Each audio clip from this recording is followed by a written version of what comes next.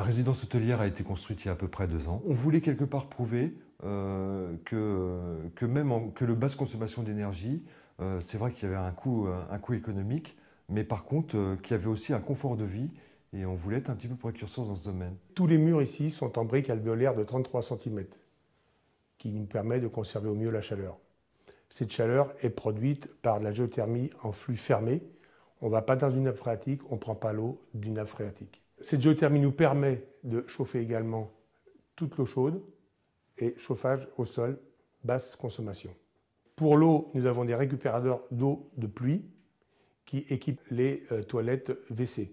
Tout l'éclairage de la résidence, intérieur comme extérieur, est en LED, alimenté uniquement par les photovoltaïques que nous avons posés sur les toits disposés au sud. Nous avons mis en place des puits canadiens qui nous permettent l'été d'avoir un peu de fraîcheur naturelle dans toutes les pièces, l'hiver de récupérer un minimum de chaleur. Ces puits canadiens sont reliés directement à une VMC double flux et cette VMC double flux rejette le CO2 uniquement et donc pas de perte substantielle d'énergie.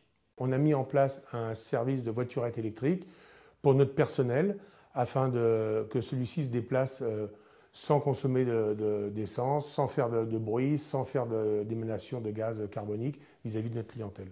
Le prix de l'environnement est important, déjà par la reconnaissance des moyens qui ont été mis en place pour construire cette résidence. En plus, la préoccupation de chacun, c'est aussi le patrimoine qu'on va laisser aux futures générations.